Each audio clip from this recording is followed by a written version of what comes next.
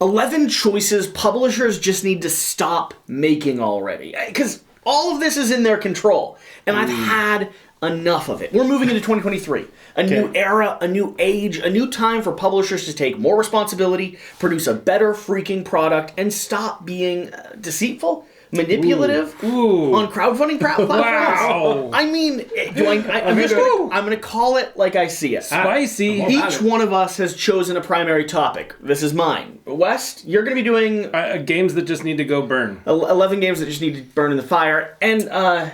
5 trends in board games that need to die, I think was the wording. Something like that. Something like that. Spicy lists. So let's go ahead and dive into this. We're all going to be reacting to each other's list. The first thing that I think publishers just need to make a choice around. Okay. Every single board game they release has to, and I repeat, has to, have a player aid. I'm so tired. I don't care if it's the lightest board game, all the way up to the heaviest. You got to print a page and a half for me to have the rules and the icons on hand. Do not think that printing on the back of the rule book is enough for me to have a reference during the actual game. Yeah. Like that. Take the time. Give me a player aid. But what is it? So you're saying that any type of player aid? So a card. It depends on the size of the game. I need something outside of the rulebook that helps me function and flow, outside of holding or checking the rulebook from turn to turn. Yeah. Okay. Yep. Need it. I need it. It's mandatory at this point. I do believe that most games do that for us, though, right? I'm not saying most don't. Yeah. I'm saying I have stumbled across this last year. There were enough games that have provided no player aids. Yeah. Enough games where I've had to go to BGG and source the fan-created stuff. Yep. Yeah, if your fans create a player aid, that's a problem. That's a red flag. That's a giant red flag that you're doing something wrong. I understand why this one exists. I get it. Publishers, I get it. You want your game to look like it should be more expensive on shelves in stores. Because this is number 2? Yeah, number 2. Okay. And I understand. Yep, I understand. Big retail box stores like Target actually want to fill shelf space. That's where they make their money, right? Looks better when someone's walking by. Has a bigger footprint. But I swear, I am going to make a hate-filled video if I open up another box that has more cardboard open space, like a bag of empty chips, than actual board game nonsense inside. Fill that with at least dice or something. Give me some foam or squishy berries from Everdell. I don't care what it is. We're cheap dates. I just don't want emptiness. Yeah. Okay. I get why they do it. Yeah. I really do. Stop it, please. 100%. Do something else. Deluxify your games. Step it up a notch. Whatever it is.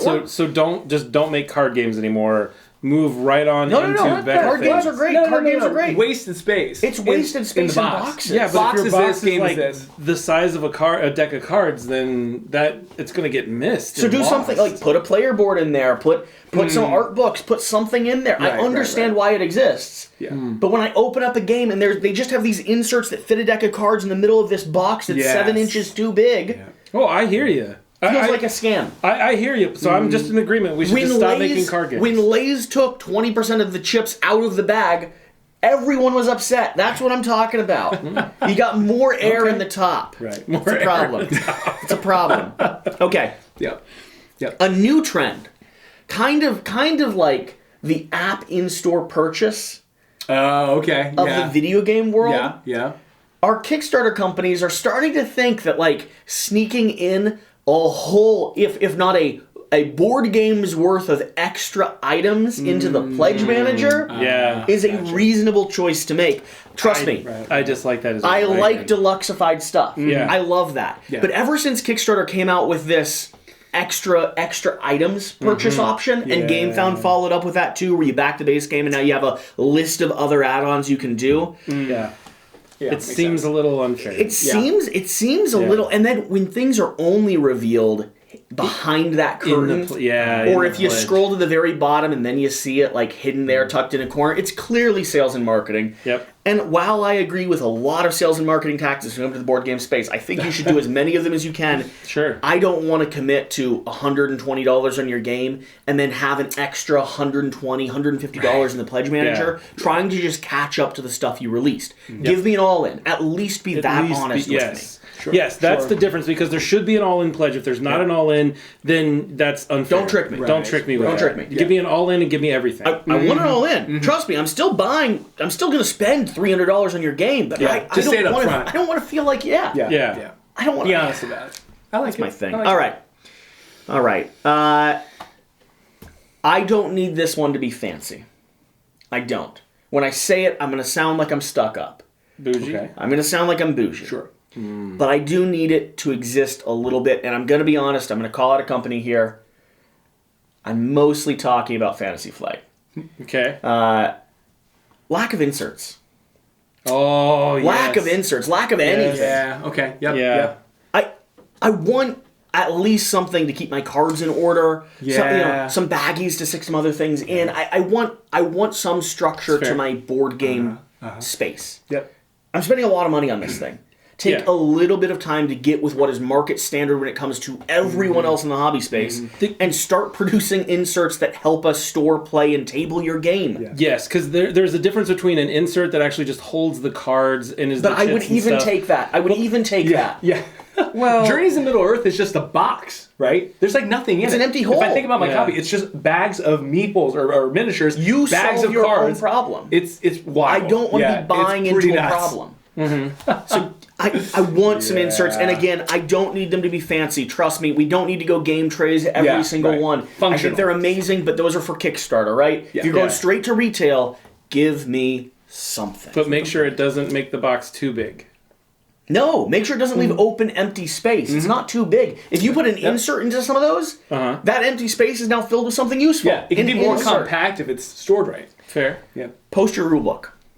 Oh, jeez. Post your rule book. Absolutely. I want a This is public huge. rule book. Yeah. Why don't companies do this? A lot of them do. But when I you're feel like a lot going of them when do. you're going to Kickstarter, Yeah. I want a public version of your rule book. When you're working towards actually delivering your game, I don't want to end up with a English translation of your rule book that your fans could have double checked between now and printing that is so horrendously full of errors that we have to struggle through it and go to a BGG thread where we fill out forums answering people what you meant by this word that wasn't completely translated correctly. Right. Yeah. Like, open it to the people that invested in you, the people that care the most. Let us help refine and then listen to us as we tell you what makes sense. If you're not going to spend money on a good rules book checker or good rule book editor that you're going to listen to, That's fair. then open it up to everyone. I like it so far. Yeah.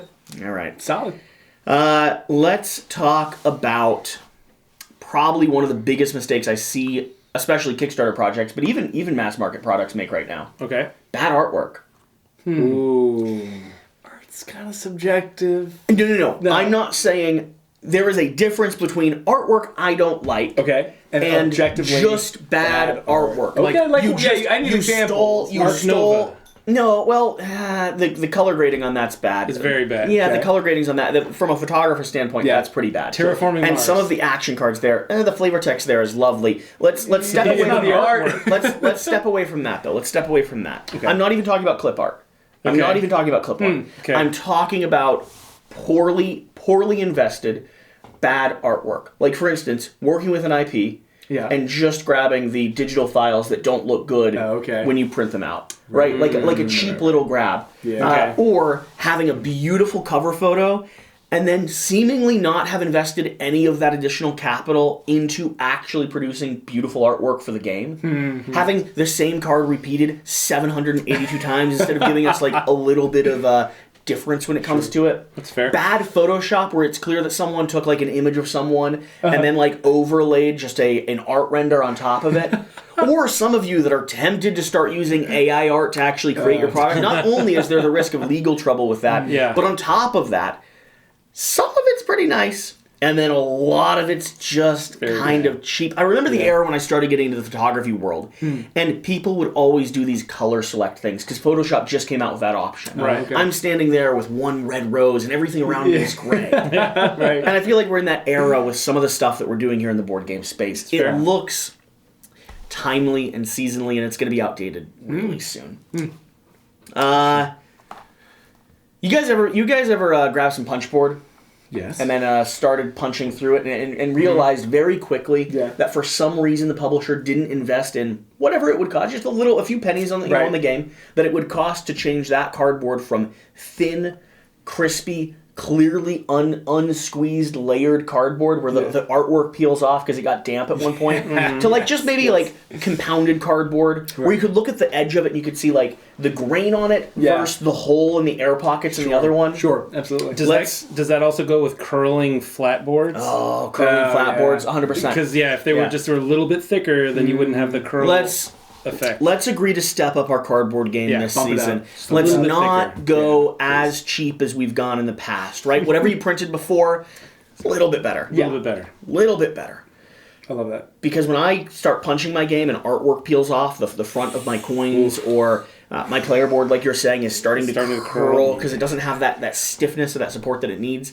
I like your game less immediately. Yeah. I just do. It means you didn't care much about it. Yep. You cared about me buying it. That was clear, and it worked. You got me there. Yep. But you didn't really care about the play experience. You talked about the game, and then... And I'm not talking about the designers, creators, the developers. You all care a lot. I get that. Think about who you're publishing with, though. They might not have.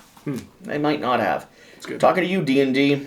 Let's talk about Kickstarter extras. Hey, West, you know what you want with your beautiful copy of Endless Winter? What's that? A baseball cap and a pair of tennis shoes. Ooh. Hey, Dave. I don't care about that. You know what you need with your copy of Marvel United? Oh, I love it. What do I need? Probably 3 sticker sets and I a do. notebook to write home to your girlfriend. I absolutely need that. I don't think it's good business. I don't think our industry supports it. And 2, it makes me take your game less seriously when I see a lot of other extra paraphernalia alongside the thing that you're releasing. Now, I will caveat that with there are certain times that I want things that do match. Like, for instance, Too Many Bones with a messenger bag that I can slide all the things in, and that's theme printed with Too Many Bones, but it's specific for that, and it's a carrying case for the game. It's a carrying case for the game, exactly. Which doesn't exist, but we are petitioning that it should. Petitioning it should like exist. Sure. I don't mind supplemental stuff that supports the game. Agreed. I mind extra stuff that doesn't. Right. Don't upsell me on stuff that isn't for your game. Upsell me on deluxe components. What am I more likely to buy? A beautiful set of dice or a t-shirt for your title? Like, sell Dice me for sure. the crazy dice. The sell me the upgrades, coins. Sell me the stuff. absolutely. Put your energy and time into the stuff that lets me shove things into my mouth and say, that's delicious. That's what I want. But I think Shira would argue with you that she does want the plushies. People like that. People like plushies. Plushies. I understand. And pins. I understand. Pins are more of a hobby-centric thing. Yeah. Not quite the same. I understand that people do like the plushies. I won't chagrin you too much for that. I also don't think you should do the plushies. I vote against them personally, but there's a debate there. Everything else is not a debate. We have hit the era where it's time, and I know I'm the channel that is saying this, because I spent a lot of time making amends for and caveats for and begging my audience to be as patient with publishers as possible. Okay. It is time that excuses for shipping crisis, and excuses for production delays, and excuses for not knowing what the realistic price of something is or should be, is over. Until something else chaotic happens. Sure, you know, sure. China invades another country. Russia wins the war in the Ukraine. Like, Ukraine wins the war in Russia and takes over the whole continent. I mean, we can all have a dream, right? Here's the thing. We know enough now. We're beyond the wave of things being surprised by the state of the world and where stuff is going. So now, give me realistic production goals. I don't care if they're delayed. I don't want your game arriving a year after the point unless you have a really good excuse. Give me accurate shipping numbers. I mean, again, they can shift a couple dollars this way or that, but nowadays you don't get to justify it by saying, "Oh, the boat prices went up by 300%." Right. They did. I get it. That makes all the sense in the world, but you don't get to use that going forward. We're not just going to be buying into that from this point on. So don't tell me your game's going to be delivered in 6 months and it's 2.5 years later. Yeah. That's not okay. Yeah. Okay. I think you two are going to agree with this. Okay.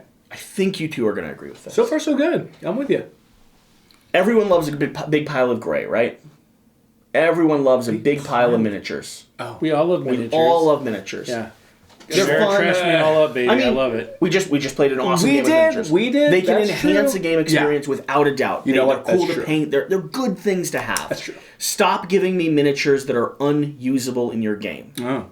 It kind of goes along with my extra paraphernalia. Example. I mean, I'm very sorry to say this. I know exactly where you're going. But we've got Tainted Grail has a pile of monster miniatures Yep, that that you don't do need. very little in the actual gameplay. I love them. Don't get me wrong. I'm gonna buy them. I'm still gonna own them. Yeah. But I don't need them in the actual game. Castles of Burgundy. Castles of Burgundy's giving the me big a castle? lot of minis. Although I do really like those. There's I do quite a few really like minis in those. there that Yeah, are beautiful, but we And don't need them. here's where we're really going to step out on a line, because I took a leap of faith backing this. I've got a copy of Cthulhu Death May Die Yeah. with a giant miniature. Yeah. With a world-renowned, not the best game alongside it. It works as a player board. So you or as a game board, you just place your miniatures on this giant miniature. Oh. That's what it does. Really? It's That's cool. the whole scenario. gosh. It's not what it is cool. No. It's not cool enough to justify it. No. And I'm hoping Galactus Yeah, from Marvel United. Yeah. actually Or Marvel has some Zombies, like excuse me. really cool integrated stuff that Right, makes it right. worth how big and expensive it is. It was like an extra $100 to ship it or something. I'm really It was excited about it. ridiculously Just to ship it. expensive. Yeah. But at the my end, shipping is crazy. At the end of the day, I want I want the minis that you're producing. I really do. I promise you. I'm still buying them. I just want them to be usable. I want them to have a reason. I want them to upgrade my game or feel cool, not just sit in a corner looking awesome. I don't have time to paint them anyway. I was about to say, is shading on there somewhere on your list of 11 It's not. things that we need to do more of? No, like this stop isn't giving me all No. just gray All minis. gray. This isn't your list for one, and this isn't stuff we need to do more of. This is choices stop it. publishers need to stop making. Right. Stop just giving me a gray mini. There you go. It's not your list. The last thing I have. Yeah. And I don't think many companies do this. Okay. But some companies absolutely have in the past. And some companies over the last 2 years have been caught with their hands in their own pockets. Oh. Or their hands in backers' pockets. Oh, well, that's even worse. Publishers need to make sure that if they are launching a project, whatever they are earning for that project is going to fund that project to deliver that project. Yes. Right? Right, Instead of the Yeah. same thing that's so like and I'm not speaking towards the whole industry. Our industry as a whole is actually really responsible with backers funding. We are the biggest single funding source on Kickstarter as a platform. This is not our industry. And so these few publishers that every year or so, one or two get caught with their pants down, having stolen from Paul to pay Piper. Yep. You know, they get stuck in a position where they then have to go back to backers or tell backers that they're not delivering their games or beg for more money. Yeah. You gotta not do this. Yeah. If you're a new publisher, if you're an established publisher, I don't care how solid you think your business is. Do not take from one project to pay for another project. You're gonna end up at some point with it catching up to you. That is a Ponzi scheme. Right there. So, keep that in mind. There you go. Just stop. These are not the games you're looking for. We're gonna go listen to these other guys' lists, set some games on fire, and talk about trends that just need to hurry up and die. We'll see you next time. Bye. Bye.